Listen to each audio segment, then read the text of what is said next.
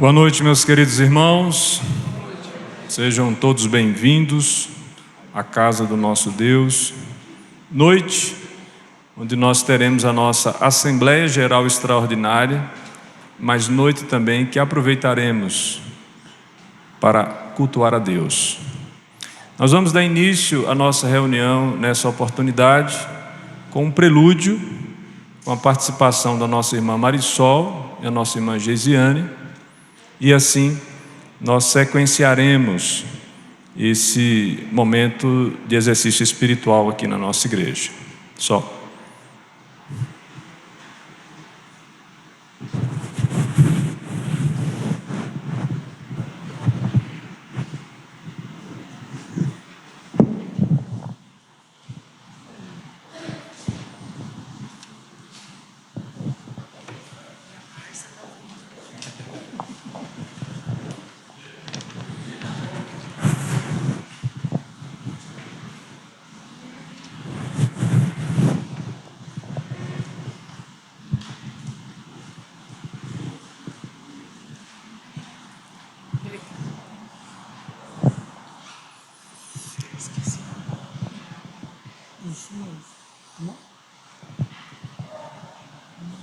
Então eu começo, depois você, nós, você, nós.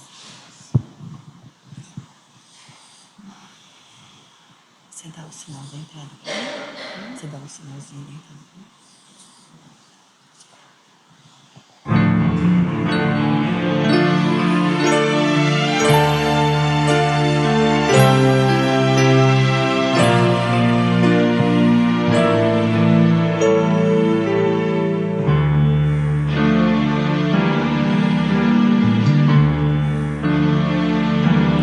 Pela via dolorosa em Jerusalém chegou certo homem carregando uma cruz.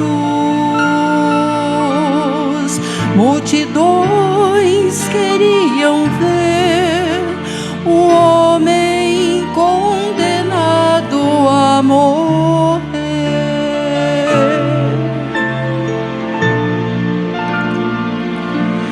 Ele estava tão ferido e sangrava sem parar, coroado com espinhos ele foi,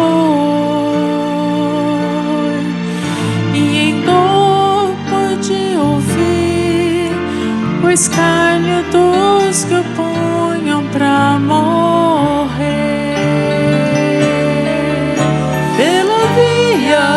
Dolorosa estrada do horror, qual ovelha veio Cristo Rei Senhor, e Ele foi quem escolheu dar a vida por ti, por mim, pela via dolorosa, meu Jesus sofreu assim.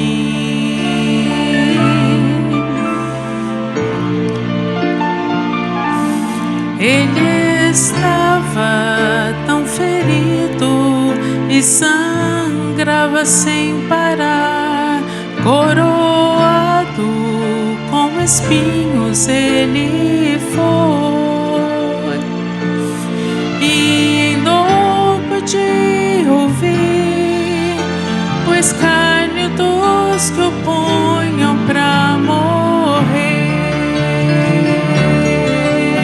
Pela via dolorosa é estrada do horror, qual ovelha veio Cristo Rei Senhor,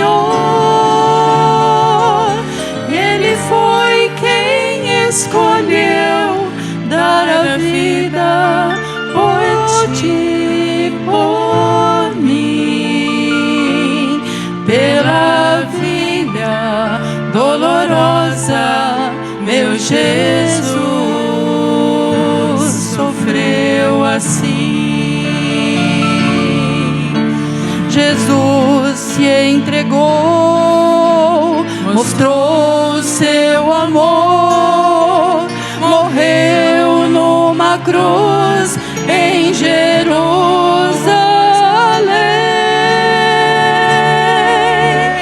Pela via dolorosa, estrada do horror, ovelha, veio Cristo Rei, Senhor,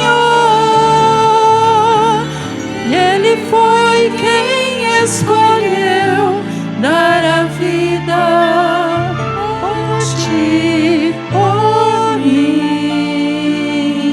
Pela via dolorosa, meu Jesus sofreu assim.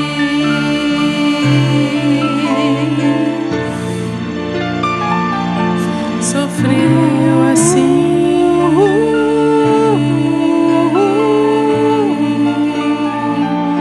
Sofreu assim.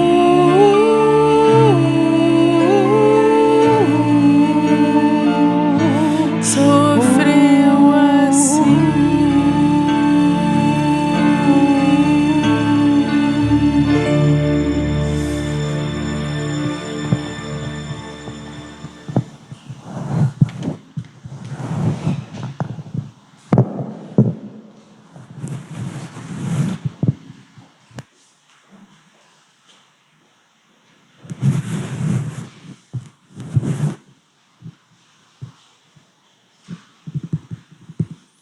Meus irmãos, acredito que a canção é bastante sugestiva. Há uma atitude agora de adoração, de oração ao nosso Deus, suplicando que Ele venha ao nosso encontro e aplique essa obra maravilhosa realizada pela via dolorosa, pelo sacrifício, que é tão pertinente ser relembrado no contexto da Páscoa. Vamos orar? Senhor, nós estamos aqui, Pai, reunidos em Tua casa, e essa linda canção acaba de nos lembrar, Senhor, mais uma vez, a maneira, a forma sacrificial como o Senhor se entrega na cruz para que pudéssemos ter salvação. Nós que não éramos dignos, merecedores, nós que fomos encontrados em falta diante do Senhor, nós que nos rebelávamos, que éramos por natureza filhos da ira, fomos amados pelo Senhor de forma total e plena. E nessa noite, ó Deus, nós oramos agradecidos e ao mesmo tempo suplicamos que o Teu Santo e Bendito Espírito nos capacite na atitude de culto, enxergarmos o centro da nossa vida, quem de fato deve ser honrado e adorado, o Teu Filho Jesus, o Espírito Santo e também o Senhor Deus Pai, Criador e sustentador de todas as coisas. Nós oramos, ó Deus, na certeza de que o Senhor é quem conduz esse povo em unidade para adorarmos um Deus único que se manifesta ao longo da história, promovendo vida e salvação. Oramos assim agradecidos, ó Pai, em nome e para a glória de Jesus. Amém. Meus queridos irmãos, abramos agora as nossas Bíblias no Salmo de número 118. Peço a você que, à medida que você encontre o texto, se coloque de pé para que nós façamos essa leitura. Nós continuamos, mesmo na Assembleia, com o tema da Páscoa, e este é o último cântico, o último salmo do Hilel. E o que é que ele diz para nós? Salmo 118, conforme vimos pela manhã, ele está na relação daqueles salmos que eram entoados durante a celebração da Páscoa. Quero convidar vocês à leitura alternada do texto. Eu lerei os versos ímpares e os irmãos juntos lerão os versos pares. Rendei graças ao Senhor porque Ele é bom e porque a sua misericórdia dura para sempre.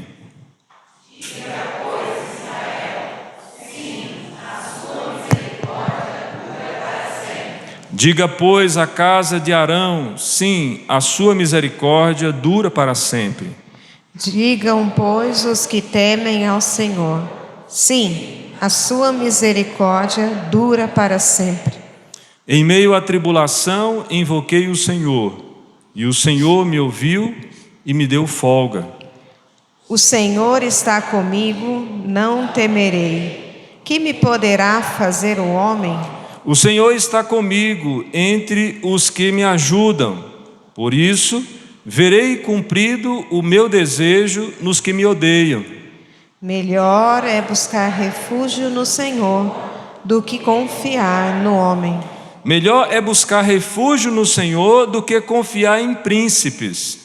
Todas as nações me cercaram, mas em nome do Senhor as destruí. Cercaram-me de todos os lados, mas em nome do Senhor as destruí.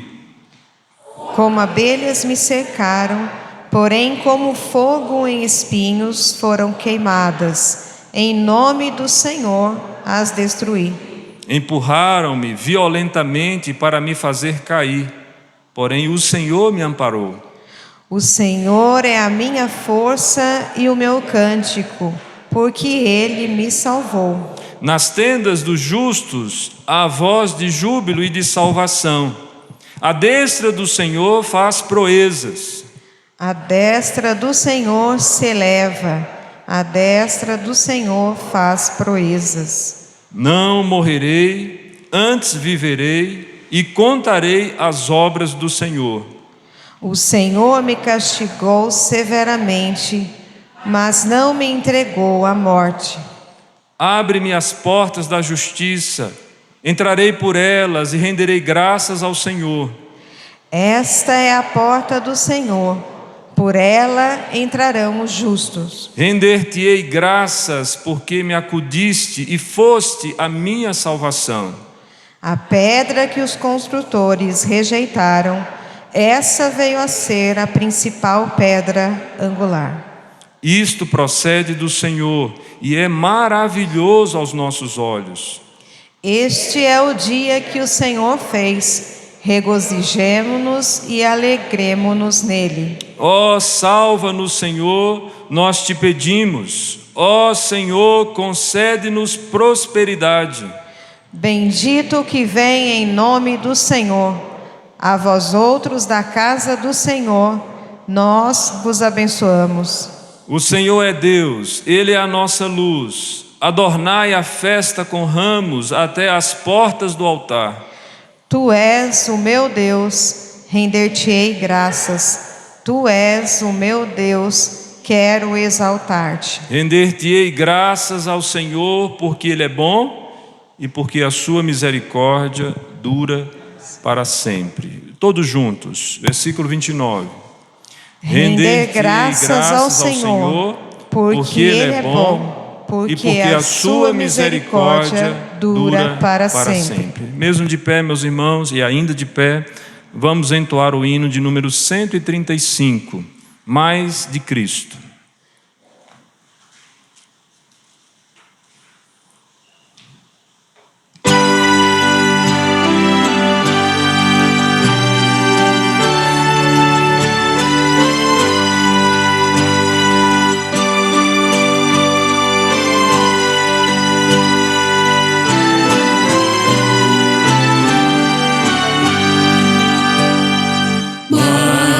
Cristo eu quero ter, seu ensino receber, ter da sua compaixão e da sua mansidão, mais de Cristo, mais de Cristo, mais do seu puro ensino. santo amor, mais do bondoso Salvador.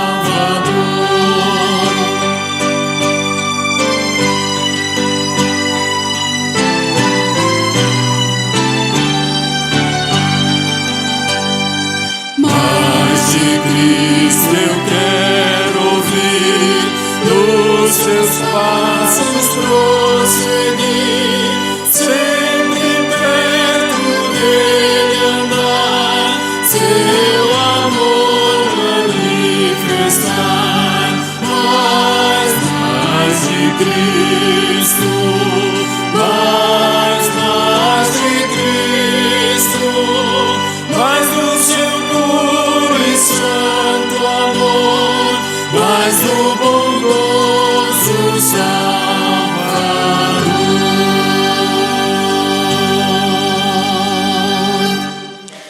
Podeis se sentar nesse instante, meus irmãos. Busquemos a presença de Deus em oração individual, colocando as nossas vidas diante do Senhor. E depois de um período de oração, os nossos músicos quebrarão o silêncio com 2 cânticos. No primeiro, nós poderemos cantar juntos, de pé. No segundo cântico, nada além do sangue, nós devolveremos os nossos dízimos e as nossas ofertas. Faremos isso, meus irmãos, testificando que Deus tem sido fiel para conosco. Nós estamos muito felizes porque Deus tem suprido a necessidade da sua casa e a igreja já começa a reagir financeiramente. Louvado seja o nome do Senhor diante da sua provisão. Hoje é noite de culto, de adoração ao nosso Deus. Façamos isso também como expressão da nossa adoração a Cristo, ao Espírito Santo e ao Deus Pai que nos supre de todas as coisas. Oremos.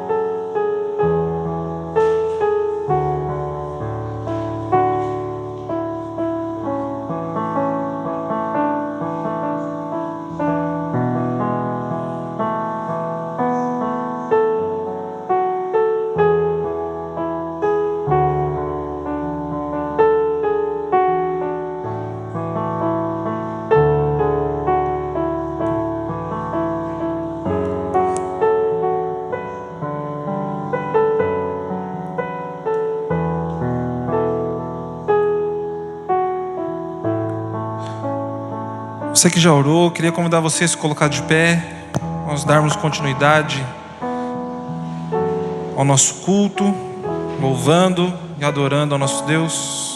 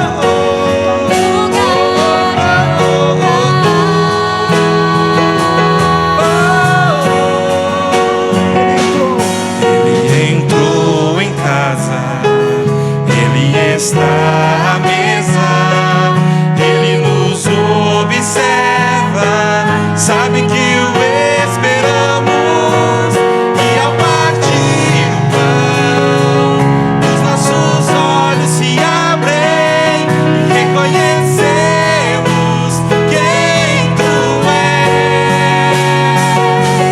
Ao som da Tua voz, os nossos corações queimam de amor, queimam de amor. E ao partir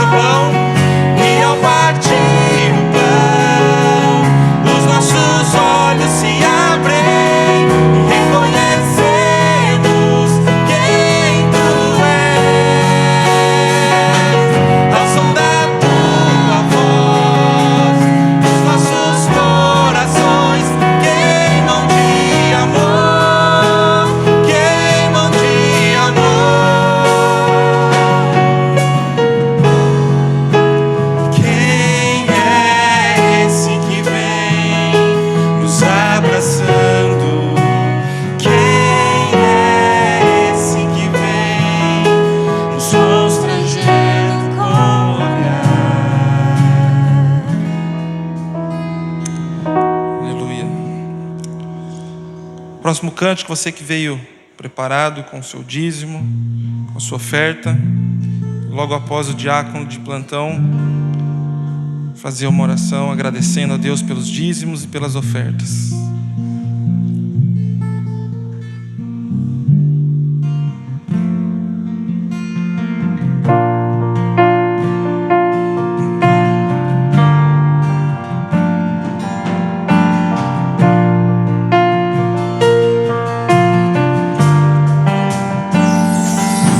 Teu sangue leva-me além, a todas as alturas, onde ouço a Tua voz, fala de Tua justiça pela minha vida. Jesus, este é o Teu sangue.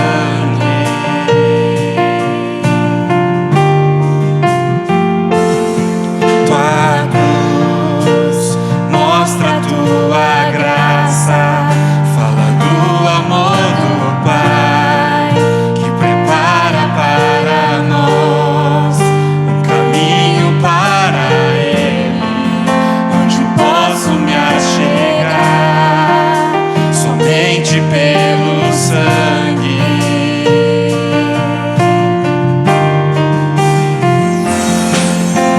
Que nos lava dos pecados, que nos traz restauração. Nada além do sangue, nada além do sangue de Jesus.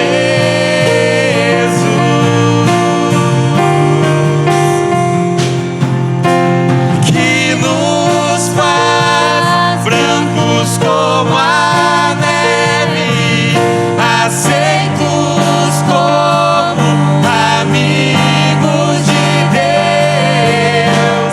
Nada além do sangue, nada além do sangue de Jesus. Tua cruz mostra a Tua graça, fala do amor do Pai, que prepara para nós um caminho para Ele, onde eu posso me achegar somente pelo sangue.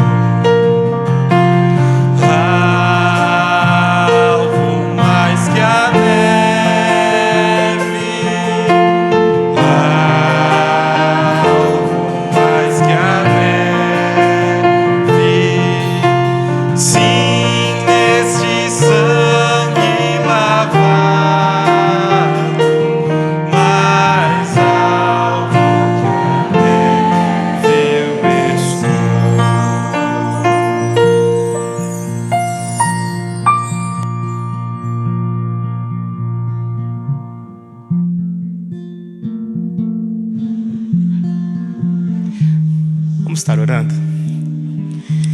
Senhor, obrigado, Deus. Obrigado porque estamos aqui na Tua casa para Te cultuar, o Pai. Obrigado por cada momento, Pai, já passado aqui, pelo prelúdio, pelos cânticos. E nesse momento em especial, Senhor, eu Te peço pelos dízimos e pelas ofertas. Tenha um cuidado especial, Senhor, para aqueles que vão ministrar, ó Pai. Que seja ministrado para a Tua honra e para a Tua glória. Essa é a minha oração, em nome e por amor e para a glória de Jesus. Amém.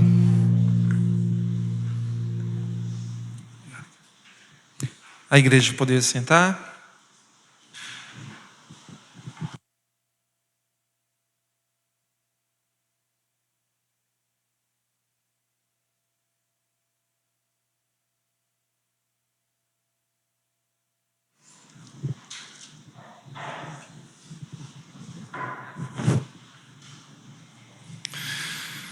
Meus queridos irmãos, nessa noite nós vamos quebrar o protocolo das exposições que nós estávamos fazendo aqui na igreja, na primeira epístola de Pedro. E nessa noite nós vamos nos achegar à primeira epístola de Paulo aos Coríntios, capítulo 3, verso de número 5 ao verso 9. Convido você a abrir o texto da palavra do Senhor nessa noite.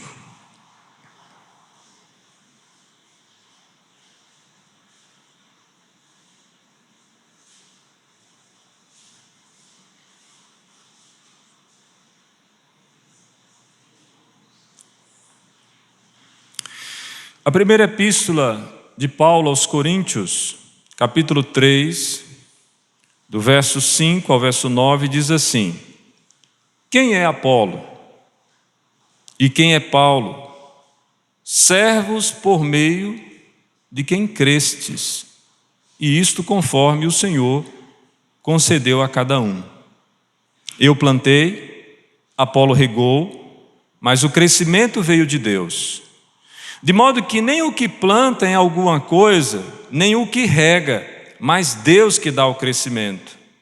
Ora, o que planta e o que rega são um, e cada um receberá o seu galardão, segundo o seu próprio trabalho. Porque de Deus somos cooperadores, lavoura de Deus, edifício de Deus, sois vós.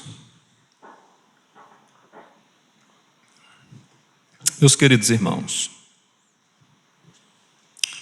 Cordeiro Pascual, sendo totalmente identificado como sendo Jesus, e nada além do sangue dele derramado, traz a nota da centralidade da vida ministerial da igreja. A igreja é de Cristo, ponto. Simples assim, como diz o C.S. Lewis. O Evangelho é a mensagem que nós precisamos reter e distribuir aonde quer que nós estejamos. Paulo, quando ele escreve a carta severa à igreja de Corinto, Paulo está escrevendo uma igreja que ele plantou. Uma igreja que ele se deteve durante aproximadamente 1 ano e meio antes de ir para Éfeso. Paulo que foi, por sua vez, substituído por Apolo. Mas que agora, vendo o contexto da igreja de Corinto, Paulo escreve com severidade, porque eles se mostram crianças em Cristo por causa da sua incapacidade de crescerem espiritualmente. E aí você poderia perguntar de início, o que é que Paulo, ou quais são os critérios que Paulo considera para que aqueles irmãos fossem considerados maduros? Paulo considera maduros os cristãos que, cheios do Espírito Santo, são capazes de exercer a liderança na construção da casa de Deus. Líderes com maturidade suficiente de poder conduzir o rebanho de Cristo. Meus irmãos, um pastor não é ministro de uma igreja em particular, mas um ministro do Evangelho de Cristo. Para ser mais preciso, nem os nossos estatutos atrelam um pastor a uma igreja. O pastor não é membro da igreja. O pastor é membro do presbitério. Pastor não é um empregado da igreja. Não pode desenvolver um relacionamento de patrão e empregado. Pastor é um servo que foi colocado por Cristo para que possa propagar junto com a igreja o Evangelho de Cristo. E por incrível que pareça, é o próprio Cristo que envia para ministrar como servo do povo de Deus. Pastor, antes de qualquer realidade, é um servo da igreja.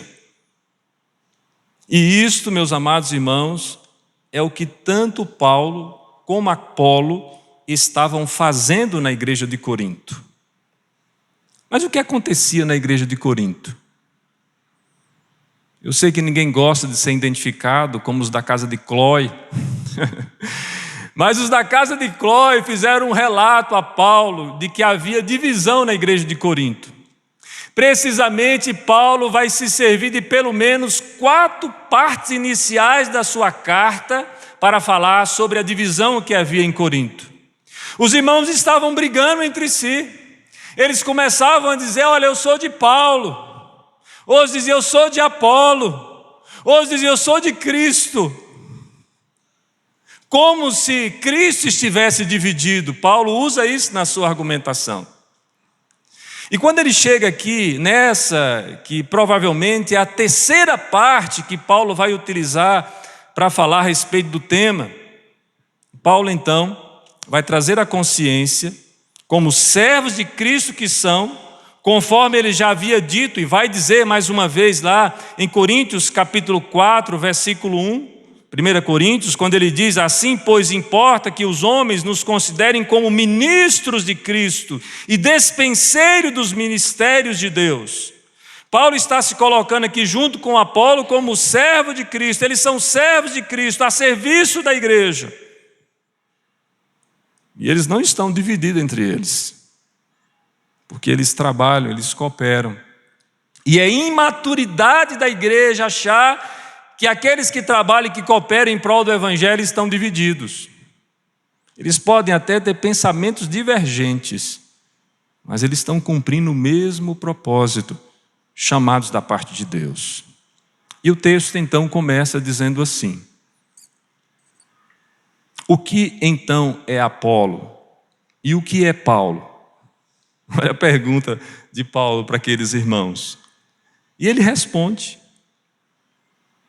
eles são servos por meio dos quais vocês se tornaram crentes.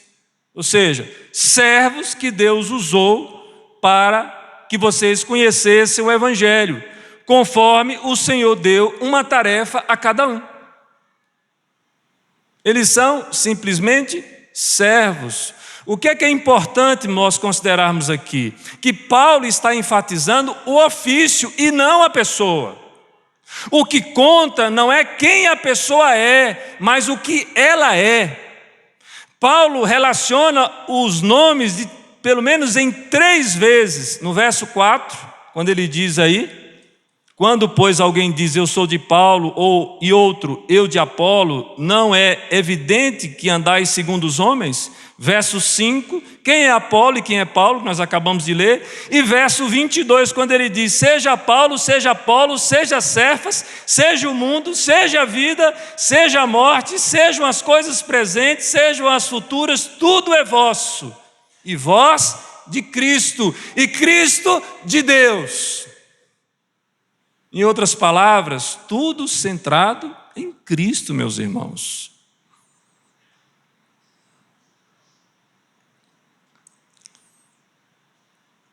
A pergunta que Paulo faz é quem é Apolo e quem é Paulo. E a resposta é: eles são servos por meio de quem vocês se tornaram crentes. Observe, meu amado, que Paulo chama a si mesmo e a Apolo de servos para remover qualquer ideia errônea de que eles fossem apóstolos rivais e que estão agindo cada qual segundo o seu próprio programa. São servos de Cristo, diz Simon Kistemaker, comentando esta passagem. A razão disso, meus irmãos, se dá pelo fato de que a igreja que amadurece entende que nenhum ministro, que nenhum obreiro, que nenhum servo de Cristo deve ser idolatrado.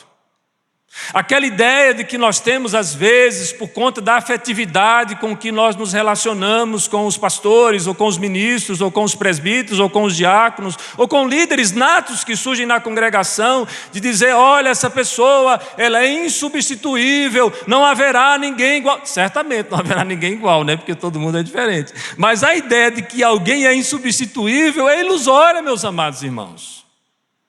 Só Cristo é. Além disso, o objetivo do servo de Cristo é levar pessoas à fé em Cristo.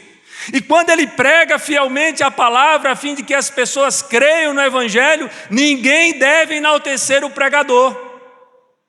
Quer meramente, por quê? Porque meramente realizou o seu trabalho, conforme Lucas capítulo 17, verso 10. Abra lá em Lucas capítulo 17, verso 10.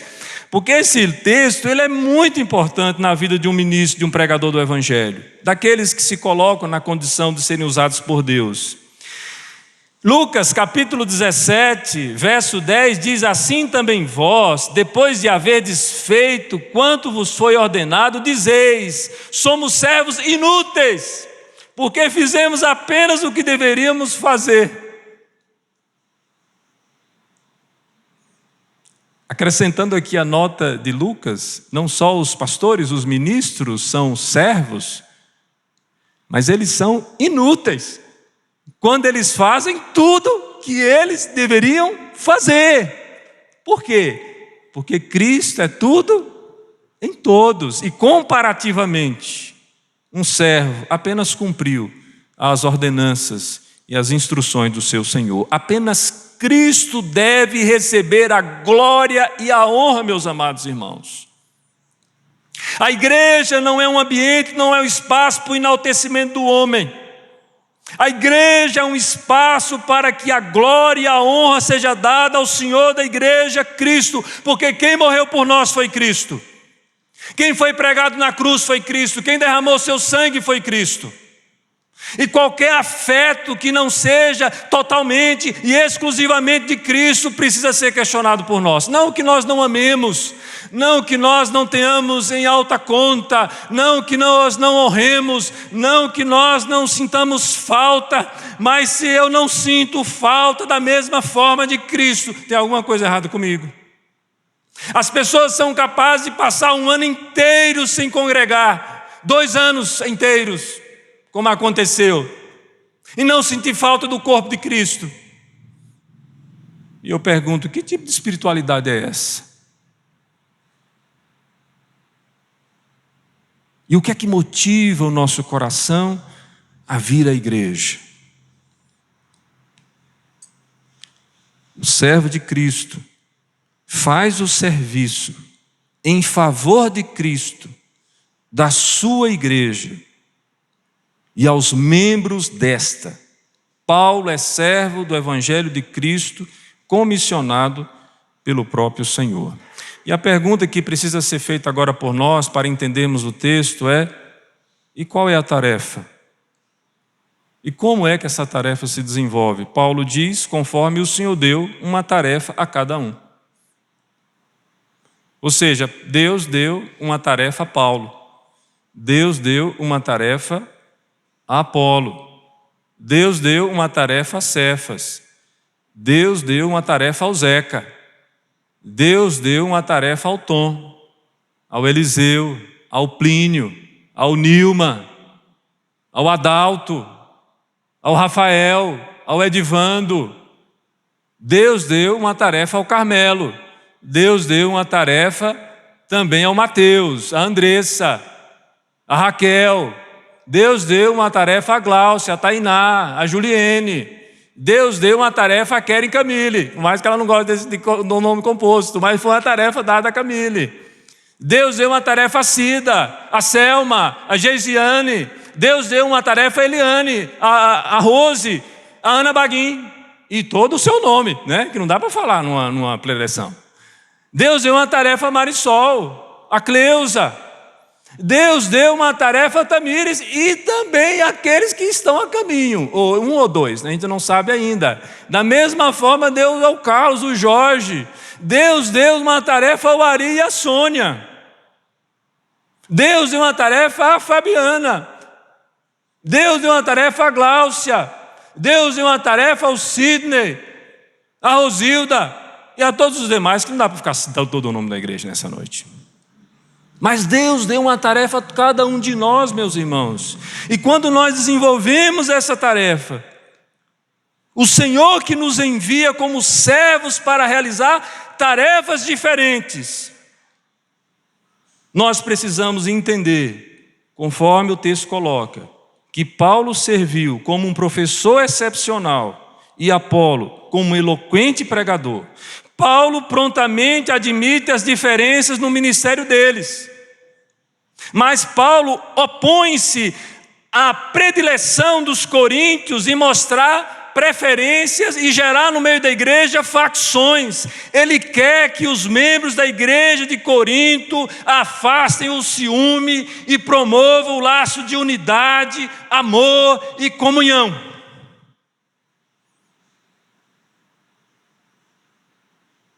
Porque se nós não agirmos assim, meus irmãos, nós estamos sendo imaturos, carnais, e não estamos cogitando das coisas do reino. Versículo 6 diz: eu plantei, Apolo regou, mas o crescimento veio de Deus. A ilustração que Paulo está usando aqui no texto é do cenário agrícola, de semear e plantar mudas. Para que a semente germine, ou as mudas peguem, o colaborador do agricultor rega o solo com a quantidade necessária de água. Espera-se do agricultor que faça todo o trabalho de cultivo em preparação para o crescimento. E quando se está lavrando a terra, fertilizando, semeando, plantando, regando, capinando, cuidando, pulverizando, quando está havendo o desenvolvimento dessas tarefas, você não faz isso sozinho. Você precisa se cercar de pessoas para junto com você trabalhar e esperar que o sol brilhe, que o vento sopre, que a chuva caia. E quando isso acontecer, as plantas crescerão e elas dependerão inteiramente de Deus para a produção da colheita. E aí eu pergunto para vocês, de quem é o mérito? Foi de quem arou? Foi de quem capinou? Foi de quem regou? Foi de quem pulverizou? Não. O mérito é de Deus, porque foi Ele que deu o crescimento. Em vista disso, diz Kistemaker, Paulo acrescenta a adversativa mas e diz que somente Deus dá o crescimento. Vocês querem crescer como igreja? Então orem ao Deus do céu. Vocês querem crescer espiritualmente? Sejam servos maduros de Cristo. Mas todo o trabalho, tanto de Paulo como de Apolo, teria sido em vão, meus amados irmãos, se Deus não tivesse continuamente feito a igreja crescer, tanto espiritual como numericamente. Paulo trabalha em Corinto em torno de 1 ano e meio. Vai para Éfeso. Apolo continua. E depois Apolo segue a sua vida. E com aqueles irmãos, e quando aqueles irmãos estão brigando e se dividindo, Paulo diz: olha, meus irmãos, vocês estão se comportando como carnais. Eu não pude vos falar como espirituais. Eu não pude vos dar alimento sólido, porque vocês ainda estão padecendo e carecendo de leitinho espiritual. Meus irmãos, que coisa mais constrangedora. Já pensou? Uma pessoa adulta tendo que tomar mamadeira. Eu não sei quanto a você, eu nunca gostei. Eu nunca achei que essa característica fosse uma característica legal. Até porque meu período de amamentação foi muito curto. Mas eu vivi uma infância inteira grudado numa mamadeira de araruta. Aí você imagina, para ter esse físico assim, nessa altura, o tanto de migal que não passou ali. Mas depois que eu cresci, que eu já conseguia comer uma carninha, aí o churrasco já se tornou a atividade principal. Alimento sólido. Agora você pensa um camarada com 46 anos, como é o meu caso, se eu não errei as contas, e se alimentando à base de migalzinho. Já pensou? Como no café da manhã, como hoje, delicioso, quem não veio perdeu, deixou de engordar um pouquinho. E alguém ali com um papeiro comendo um mingauzinho. É tão ridículo como essa situação na igreja de Corinto. Irmãos que deveriam ser maduros, estavam brigando e se dividindo por conta de partidos dentro da igreja. É por isso que Paulo vai dizer no verso 7, de modo que nem o que planta, nem o que rega é alguma coisa, mas somente Deus dá o crescimento. Não o homem, mas Deus recebe a honra e a glória pelo trabalho realizado na igreja. Esses dois, contudo, não recebem crédito. Muito embora seu trabalho seja vital, Deus recebe todo o louvor. No grego, a colocação da palavra theos, Deus, no final da frase é enfática. Deus dá o crescimento. Em outras palavras, o que é que eu estou querendo dizer? O que é que você está querendo dizer com isso, pastor? É que a igreja de Corinto não dependia nem de Paulo nem de Apolo para crescer. A igreja de Corinto dependia de Deus. A igreja de Araras não depende nem do pastor Whipson, nem do pastor Wilson, nem do pastor Adilson, nem do pastor Binho, né? O Juscelino, né? O Binho. A igreja de Araras não depende do pastor Adler. A igreja, é só nome difícil essa igreja tem. A igreja de Araras não depende daquele ministro. A igreja depende de Cristo. E se não for assim, meus irmãos, a obra não vai bem. A obra de pregação e ensino do Evangelho precisa ser realizada por toda parte, e ela será bem sucedida se Deus conceder a sua bênção. Os coríntios precisam ver a mão de Deus no trabalho realizado pelos ministros da palavra. Os ministros não são nada em comparação com Deus. Caso Deus quisesse estabelecer uma igreja sem a ajuda de pregadores, Ele poderia fazê-lo, mas Ele emprega ministros para efetuar o crescimento da igreja. Homens pecadores, falhos como eu e você, mas que são usados por Deus. E quando eles são usados por Deus, quem recebe louvor? Deus. Porque se homens como nós somos capazes de fazer alguma coisa que presta, é porque Jesus está na causa, o Espírito Santo está dando assistência, e os anjos estão com hora extra trabalhando, meus irmãos, porque nós somos difíceis. Todos nós somos difíceis. E Paulo não está aqui, meus amados, desmerecendo o trabalho para o qual os pregadores foram chamados, de forma nenhuma. Contudo, ele intencionalmente omite os nomes de pessoas para mostrar aos leitores que Deus, e não o pregador, é importante, diz Kistemaker. E Paulo então sequencia o texto, e aí nós vamos ficar apenas no verso 8, dizendo: ora, o que planta e o que rega são um, mas cada um receberá a sua recompensa, segundo o seu próprio trabalho. Segundo o seu próprio trabalho. Paulo fala de unidade mais uma vez. O que planta e o que rega são um.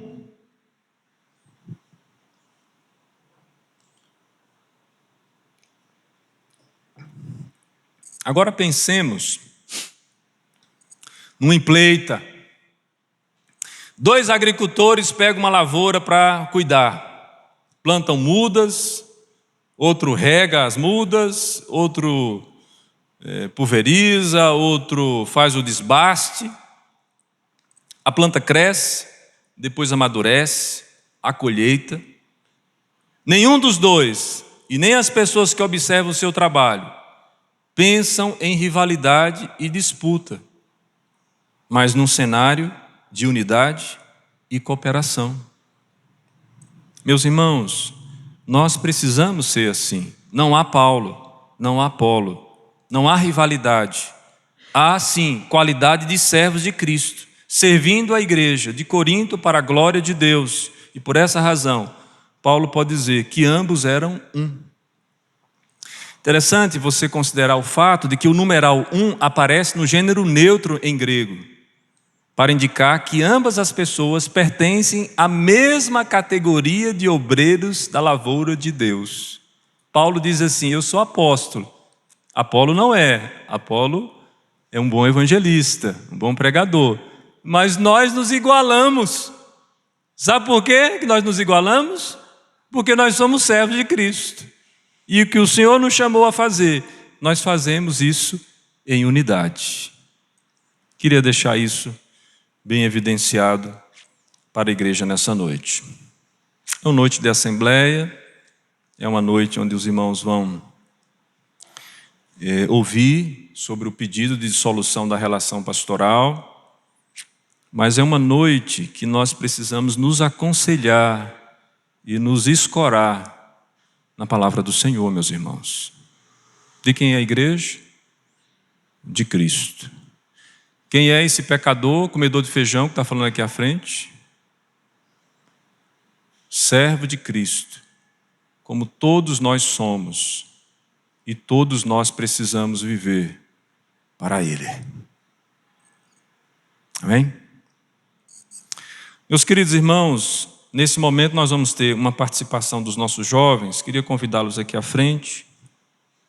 Convido também a secretária já, logo depois de cantar, né? Porque aqui é assim. Termina de fazer um serviço, já pega o outro. Então os irmãos, depois da execução desse cântico especial dos nossos jovens, eu vou sair daqui não porque eu não sou jovem, mas é para não atrapalhar os irmãos, tá?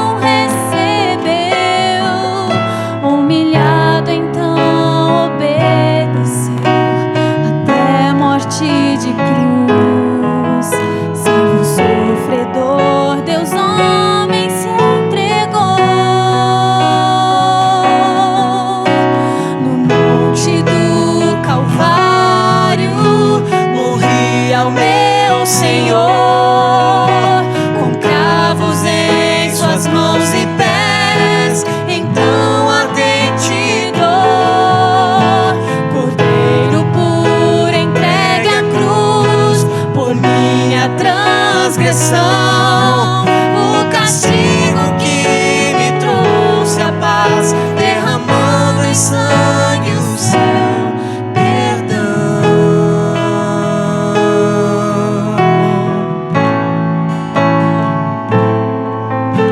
Em fraco respirar, em temblador,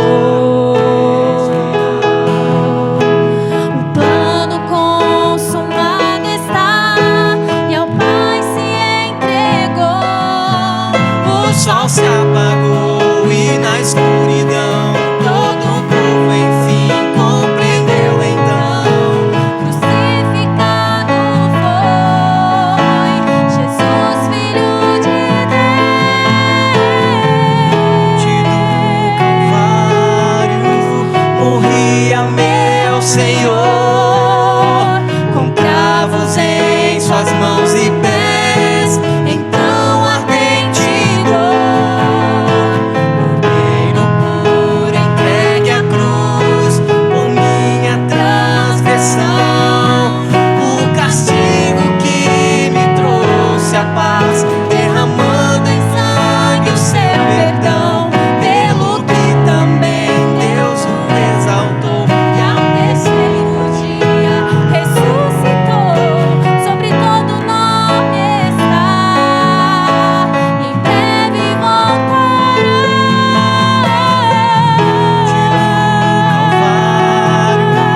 morria meu Senhor, mas seu poder fez triunfar e a morte não tomou. Misterioso é seu amor, não posso compreender. Eis que vivo, Cristo vive em mim, como Ele ao Pai obedecer.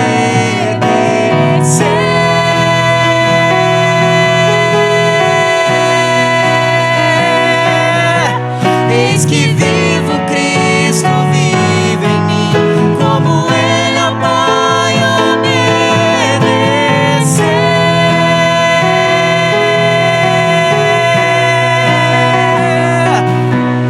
Eis que vivo, Cristo vive em mim, como Ele ao Pai obedecer.